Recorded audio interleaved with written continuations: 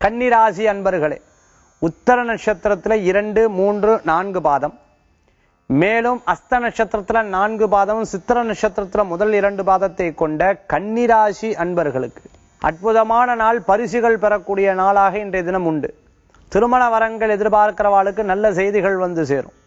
பல நிகழ்ச்சிகள்ல போய் கலந்துப்பேல், பல விஷயங்கள்ல பேசுவேல்.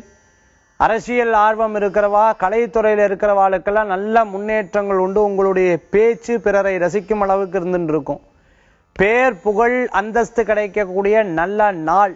ஆனால் இப்பெல்லாம் சொல்லும் பொழுது பார்த்துட்டீங்கன்னா நிறைய லைக்ஸ் கிடைக்கக்கூடிய நாள். எல்லா காரியங்களும் வெற்றியாகக்கூடிய நாளாக இன்றைய தினம் உண்டு.